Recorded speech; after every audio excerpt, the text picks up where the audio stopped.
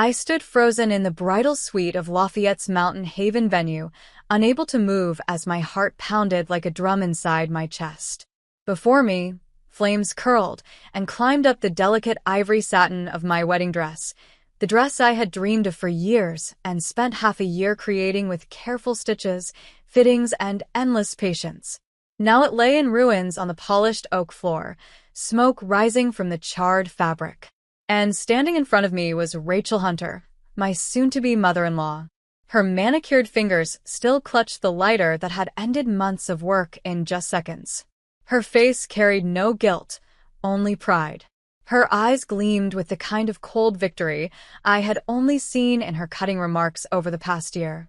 With a sharp, shrill voice, she announced, "Now you can't marry my son. Paul deserves someone from our world, not some small-town girl who thinks a community college degree makes her special." Her words stabbed deeper than the smoke stinging my eyes. I am Janet Zarish, 29 years old, and I have never had anything handed to me. My life began in a trailer park in rural Louisiana, a place most people laugh about or try to forget. My mother died when I was 18, leaving me with nothing but determination and the will to survive. I worked 2 jobs through high school and college, designing logos for small cafes and local shops to pay tuition and rent. Every step of the way, I had to prove that I was worth something. When I met Paul, everything felt different. His warm smile, his big dreams of designing sustainable homes as an architect, and his gentle faith in me made me believe I had finally found a place to belong. With him, I didn't feel like the poor girl from a forgotten corner of the state. I felt seen, loved, and valued. But to Rachel Hunter, I would never be enough. For months, she had dressed her disdain in polite smiles and casual remarks, comments about my rough background, jokes about how impressive community college must have felt, and little reminders that her son was meant for more. I told myself I could endure it because Paul and I loved each other. But now, as I watched the smoke curl upward and smelled the sour scent of burned satin, I realized her dislike had grown into something far darker: open destruction. Behind me stood my 3 bridesmaids, Mary, Jennifer, and Patricia, in their sage green dresses. Their faces were pale, their hands clasped tight as they stared at the ruined gown. None of us spoke. The air was thick, heavy with the bitter smell of scorched fabric, and all I could hear was my own pulse thundering in my throat.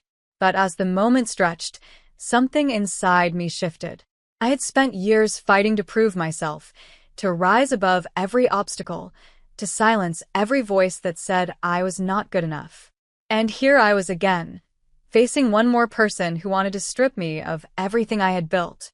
Yet instead of breaking, I felt something steadier rise within me, a quiet, firm resolve. I turned to face her, forcing my voice to remain calm though my chest still shook. "Mrs. Hunter," I said clearly, "you've made a mistake." My hands trembled slightly as I reached into my clutch and pulled out my phone, but I refused to let her see fear on my face. My story was not going to end with a pile of ashes. Rachel laughed, but it wasn't a warm or kind laugh. It was sharp and brittle, bouncing against the high ceiling of the bridal suite like breaking glass. Her voice carried the same cruelty her words always did. "A mistake? No, Janet. I've saved Paul from you. Do you really think your little job at some small ad agency makes you good enough to be part of the Hunter family? Paul deserves someone from his world. Someone like Barbara Rush. Her father owns half the breweries in Lafayette. That's the kind of match Paul should have, not you." Her words should have broken me, but they didn't. I kept my eyes steady on her, saying nothing. My thumb had already pressed down on the button that opened the live stream app on my phone. I knew what I was doing, and for once, I didn't let her power shake me. Beside me, Mary, my best friend and maid of honor, moved quickly. She ran to the tall window and pushed it wide open. A cool mountain breeze rushed inside, carrying the scent of pine trees and fresh air. It swept out some of the heavy smoke that clung to the room, making it easier to breathe. The contrast between the clean mountain air and the bitter smell of burned fabric almost made me laugh at the irony. Outside, everything was fresh and alive. Inside, Rachel had tried to turn my wedding day into ashes. She swung her designer purse from one shoulder and gestured with dramatic motions, her bracelets jingling. "The wedding's off," she declared, her tone sharp and commanding. She flicked her hand like I was nothing, like I could be erased with a single wave. "I'll tell everyone you got cold feet. Paul will be upset, of course, but later he'll thank me for saving him." I tilted my head, my voice calm as I held my phone up for her to see. "Are you sure about that?" On the glowing screen, the live stream was running. The video showed the beautiful ceremony space outside, rows of white chairs lined neatly in the garden, guests sitting in quiet expectation, the floral arch sparkling in the afternoon sunlight. But the most important detail wasn't the view of the garden. It was the giant projection screen set up for Paul's grandparents in Miami and for my brother, who was watching all the way from Australia. That screen, visible to everyone outside, was showing this very room. And it was showing her. Rachel's face appeared on the screen, twisted with anger and pride, her voice loud and unmistakable as she declared me unworthy and boasted about Barbara Rush. Every single guest had seen her light the flames that destroyed my gown. Every single person had heard her call me a mistake. The color drained from her cheeks, leaving her skin pale. She froze, then stammered. "What? What is that?" I didn't blink. "The live stream," I said quietly but firmly. "It's been running for 26 minutes. Everyone saw you burn my dress.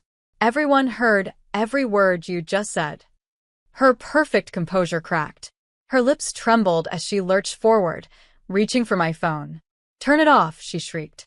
Her long, manicured nails grazed my wrist, but before she could snatch it away, Mary stepped between us. Mary's eyes were steady and sharp, the way they always were behind her camera lens. "Mrs. Hunter," Mary said firmly, "everyone out there just saw you commit arson on a live stream. You might want to think very carefully about your next move." At that moment, my phone buzzed wildly in my hand. Notifications lit up the screen. Texts, calls, messages pouring in from shocked guests, all of them reacting to what they had just witnessed. Patricia, my quick-witted friend and bridesmaid, leaned closer and glanced at the screen. Her eyes widened. "Janet," she whispered, "it's Paul. He's on his way up." Panic flickered in Rachel's eyes. She looked around the room like a trapped animal, desperate for a way out. Her confidence was gone, replaced with frantic denial. "This isn't what it looks like," she blurted. Her voice was rising, breaking. I was just testing the fabric. Wedding dresses are supposed to be flame-resistant. That's all this was." But the truth was already out, and she knew it. From my phone, I could hear the noise of the crowd outside.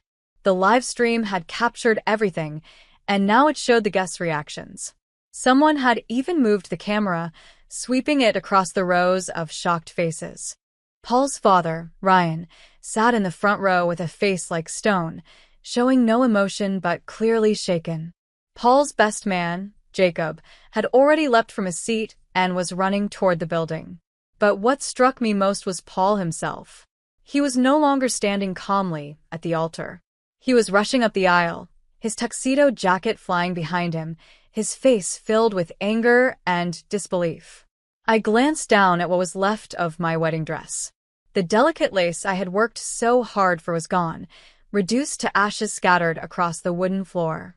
My heart hurt, not only for the ruined gown, but also for the dream it had carried. That dress was supposed to be part of the moment I had imagined ever since Paul proposed to me under the dogwood trees last spring. Losing it felt like losing a piece of that dream. Still, another part of me, the part that had learned to be practical from years of managing bills and deadlines at my ad agency job, began to take control. I turned to Jennifer, one of my bridesmaids and also my florist. "Jennifer," I said quickly, "what about that sample dress from Betty Tate's photo shoot last month? The one with the lace sleeves?" Jennifer's eyes lit up with sudden understanding. "The ivory sheath," she said, nodding. "It's at her boutique downtown. It fit you perfectly." Before I could answer, the door burst open. Paul stood there, his chest rising and falling fast as if he had run the whole way. His eyes moved from me, to his mother, and finally to the blackened pile of cloth on the floor. "Mom," he said, his voice low and sharp. "Tell me I didn't just see you burn Janet's dress while telling everyone she isn't good enough for us." Rachel's expression changed instantly. The anger that had twisted her face only minutes earlier was gone. She softened her features into a look of fake worry. "Sweetheart," she said gently, "you don't understand. I was only protecting you. She doesn't really love you. She just wants your inheritance. I had to test her." But Paul's jaw tightened, and his eyes burned with fury. "Stop lying," he snapped. "I heard everything." Then he turned to me. His expression softened, the storm fading in his gaze. "Janet," he said, his voice breaking slightly. "I'm so sorry. I never thought she would go this far." Carefully, I stepped over the ashes, my bare feet brushing the warm wood. I reached for Paul's hand, and he took it tightly in his. "It's just a dress," I said, though the words felt empty even as they left my lips. Because it wasn't just a dress. It was the symbol of the promise we were about to make, the symbol of our future together. Rachel had tried to destroy that symbol with fire and cruelty.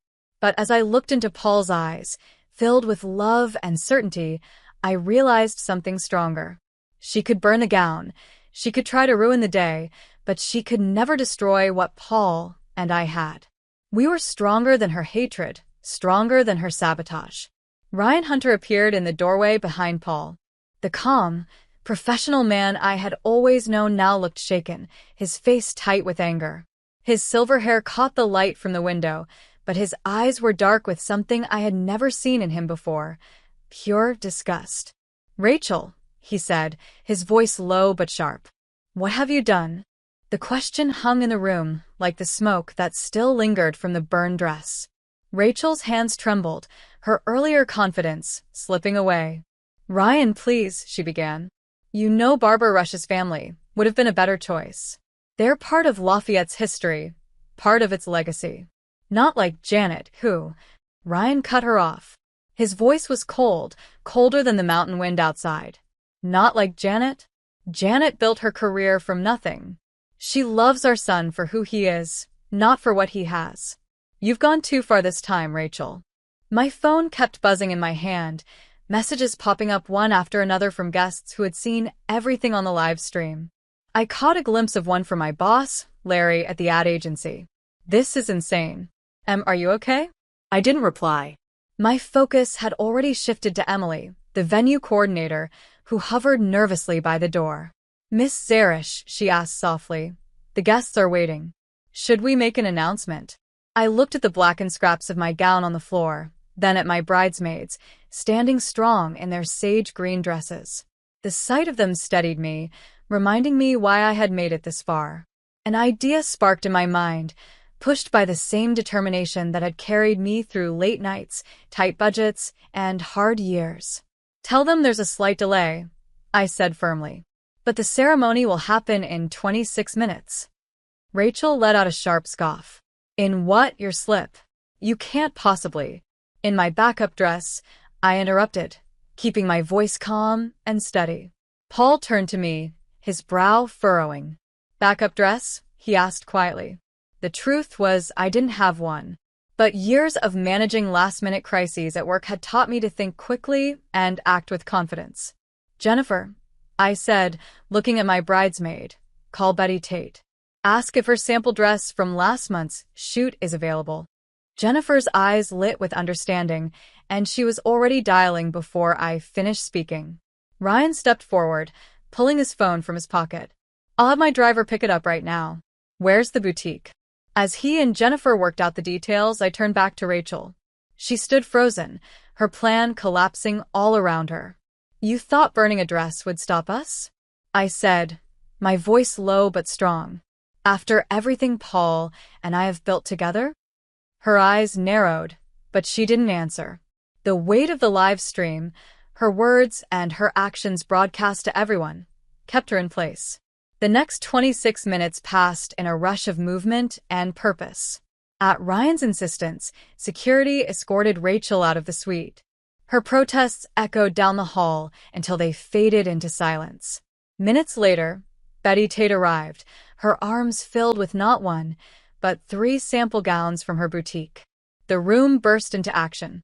My bridesmaids moved quickly, turning the suite into a makeshift dressing room. Mary held up an ivory sheath gown with delicate lace sleeves. The fabric glowed in the afternoon light, a symbol of hope rising out of the ashes. "This one," Mary said, her voice firm and certain as she held up the gown. "It's perfect for you, Em."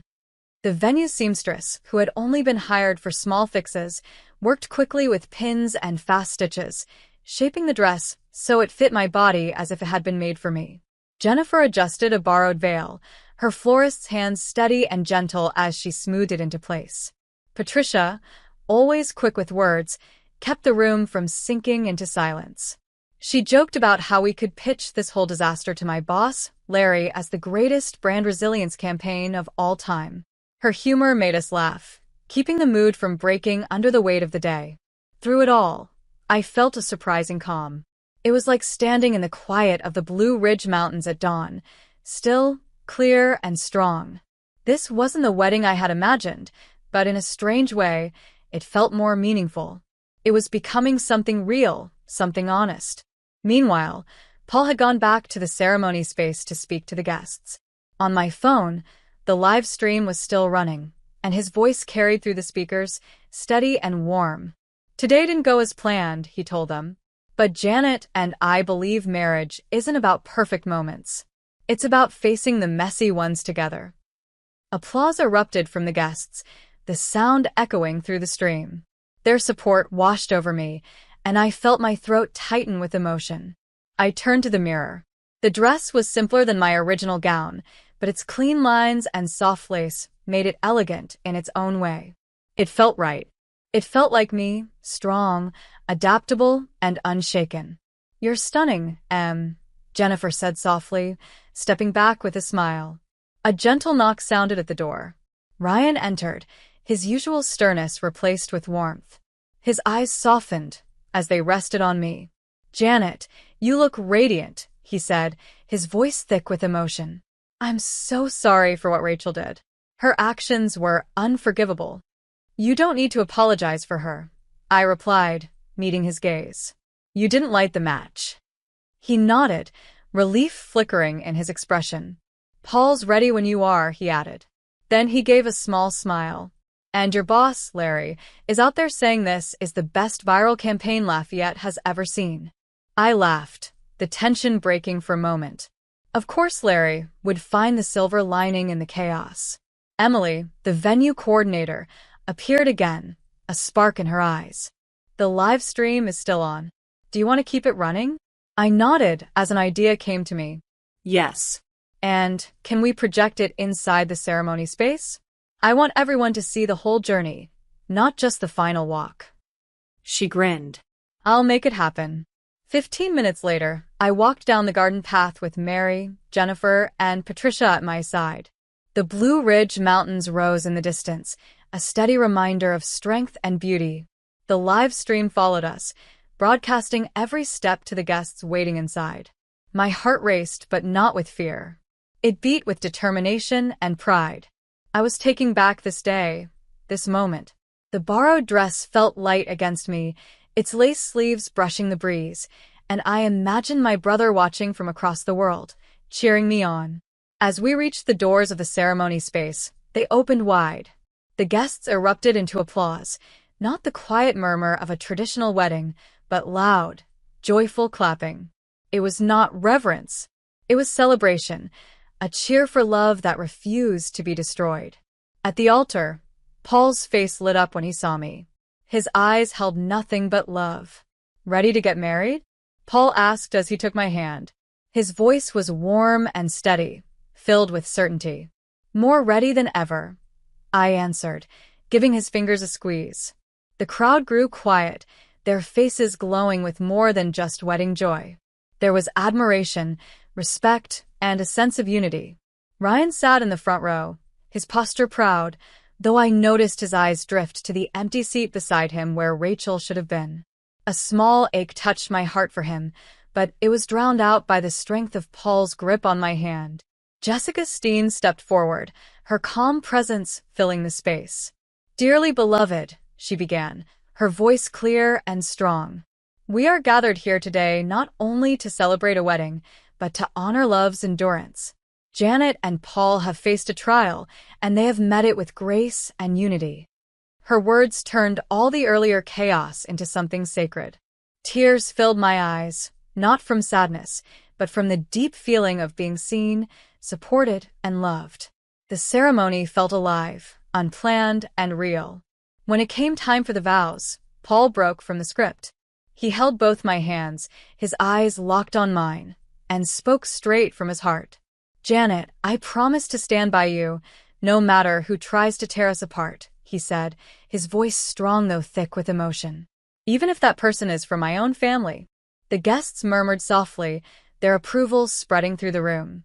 I felt warmth inside me, like sunlight breaking through clouds. Then it was my turn. I swallowed the lump in my throat and spoke. "Paul, I promise to face every storm with you. I promise to build a life where we are stronger together than any fire that tries to burn us down." My voice shook a little, but I meant every word. The weight of the day gave them a deeper truth. The crowd's quiet affirmations surrounded us like a shield. A brief panic passed through me when Paul reached for the rings. Rachel had been holding them before everything went wrong. But Ryan stepped forward and pulled a small velvet box from his pocket. "I grabbed these earlier," he said softly, "just in case." His thoughtfulness was a silent gift, and I squeezed his arm in thanks as he returned to his seat. Jessica Steen smiled. "By the power vested in me, I now pronounce you husband and wife." The room exploded in cheers. Paul and I walked back down the aisle, hand in hand, as the guests stood, their applause rising like a wave of support. Off to the side, I caught sight of Larry, my boss, recording on his phone with a wide grin. He mouthed, "This is gold, and gave me a thumbs up. I couldn't help but laugh, the heavy weight of the morning lifting with each step I took beside Paul. The reception in the ballroom felt electric, alive with celebration. It wasn't just a party, it was a festival of defiance and love. Someone had even created a Snapchat filter, a phoenix rising from ashes, with Janet and Paul written beneath it. Mary leaned toward me, her phone glowing. "You're trending locally with hashtag Lafayette Phoenix," she said, her eyes shining. I smiled, my heart full. Out of destruction, something even stronger had been born. People were already calling it the boldest wedding in Louisiana. The reception was alive with a warmth I hadn't expected. Guests who had first arrived in stiff clothes and polite formality, many of them Rachel's country club friends, had either slipped away quietly or softened. Those who stayed joined my friends and coworkers in giving toasts that felt real and heartfelt. Ryan moved through the crowd with ease, his charm as an attorney now mixed with something stronger, resolve. He thanked people for staying and made it clear without words that Rachel's absence was no loss to anyone. Paul watched him closely, pride shining in his eyes. "I've never seen Dad like this," Paul whispered. "He always let Mom control everything. But today, he's different." Larry appeared then, carrying 2 glasses of champagne and wearing his usual grin. "Ryan's handling this like a crisis PR pro," he said with a laugh. "And you, Janet, you're the story of the year. The local news is asking for a quote." Paul slid his arm around my waist and squeezed gently. "Tell them we're grateful for all the support," he said. "And that real love means facing obstacles together, not running from them." Later, during dinner, Paul's cousin Kimberly pulled us aside. "Not everyone in the family agrees with Aunt Rachel," she said firmly. "Most of us think she went way over the line. You've got us in your corner." Her words filled me with warmth. It reminded me that family isn't just about blood, it's about the people who choose to stand by you. The wedding photographer, who had originally been hired by Rachel, approached me carefully. "Mrs. Hunter, Janet," she corrected with a smile. "I've got some incredible shots from today. But about the dress incident. Some guests snapped photos. Do you want me to ask them to keep those private?" Paul and I looked at each other, and I shook my head. "No. Let it stay. It's part of our story now." My phone buzzed again. A notification showed a local news page had posted the clip of Rachel's outburst. It had already reached 28,560 views. The comment section was full of support, with strangers sharing their own stories of standing up to difficult in-laws. Reading their words made me feel less alone.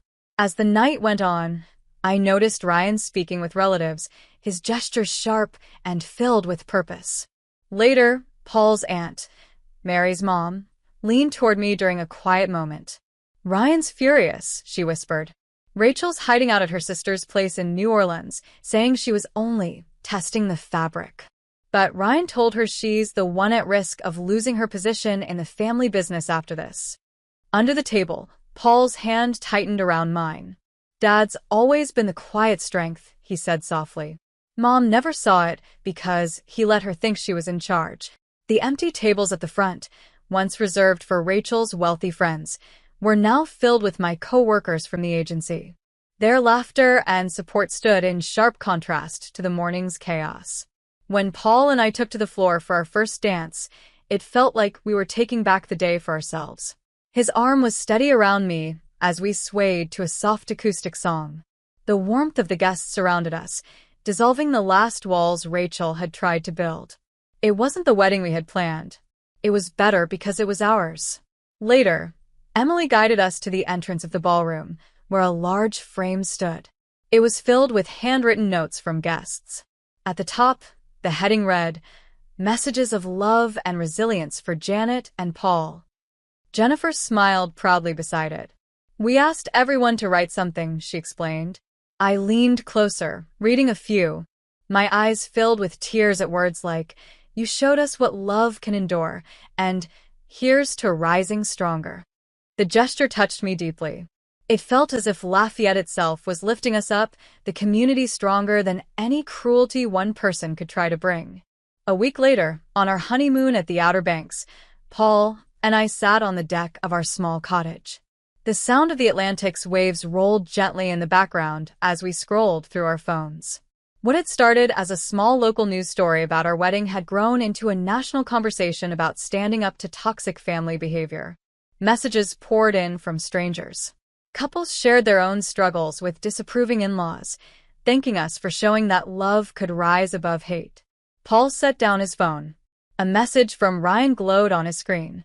"Mom's staying with Aunt Margaret in New Orleans," he said. "She's still telling her version of the story, but Dad says almost no one believes her anymore." I smiled faintly. Hard to spin the truth when everyone saw her waving a lighter and shouting, "You can't marry my son." Paul laughed, though his eyes stayed thoughtful. "Dad's different now," he said quietly. He told Mom that her actions made his choice clear. It's over unless she gets help. Just then, a text came in from Larry, full of excitement. 3 new clients want the Phoenix team for their campaigns. Also, are you two up for a crisis management panel when you're back? I showed Paul, who raised his eyebrow. "Only if you want to. We can keep this private if you'd rather," he said gently. I thought of the hundreds of messages we'd received from people who had lived stories like ours. Their pain, their courage, it all mirrored what we had gone through. "Maybe we can help," I said softly. "It wasn't the wedding I pictured, but it's real. Like us." 4 months later, Paul and I arrived at the Lafayette Art Museum for the Hunter Foundation's annual gala. I wore an emerald green gown, another thoughtful gift from Betty Tate, that shimmered under the lights. It was our first big public appearance since the honeymoon, and my stomach tightened with nerves. Paul squeezed my hand. "Feeling okay?" he asked. I smoothed the skirt of my dress and nodded. "A little nervous, but we've faced worse." Ryan greeted us at the entrance, his face brighter than I had ever seen it. "Here they are, the couple who changed everything," he said warmly, pulling us into a hug. The gala felt different this year. Gone was Rachel's cold, rigid formality. Instead, the room buzzed with real connection. The guest list was filled with community leaders, artists, and local innovators, not the social climbers she had once surrounded herself with. Ryan led us to a display. It showcased the Foundation's new Phoenix Grants, a program created to support women rebuilding their lives after hardship. The logo featured a small phoenix rising from the flames, a subtle but powerful nod to our story. As I stood there with Paul's hand in mine, I realized the fire meant to destroy me had become the spark for something much bigger. "We've already funded 28 women," Ryan said, his voice full of pride. "Each one is starting over, just like you once did." A young woman walked up and introduced herself as one of the grant recipients. "Your wedding gave me the courage to leave a controlling relationship," she told me. "Now I'm starting my own bakery." Her words hit me deeply. It reminded me that our pain had grown into something larger than ourselves, something that could help others find freedom and hope. Later, out on the museum's terrace, Paul's phone buzzed with a text from Ryan. "Your mother is back in Lafayette. She's agreed to counseling if she wants any chance of being part of our lives. Proud of you both." I looked at Paul, searching his face for doubt. But instead of hesitation, he smiled and pulled me close. "Whatever comes next, we'll face it together," he said. "Like always." I leaned into him, the city lights twinkling below us. In that moment, I understood something clearly. Some flames destroy, but others create something unbreakable. To everyone who has followed our journey, thank you. You've walked with us through betrayal, resilience, and a love that refused to break. If our story has touched you, share it with someone who needs to hear it. Celebrate the messy, beautiful truth of starting over. Keep building your own bonds, stronger and brighter, and I'll meet you where love rises from the ashes, stronger than before.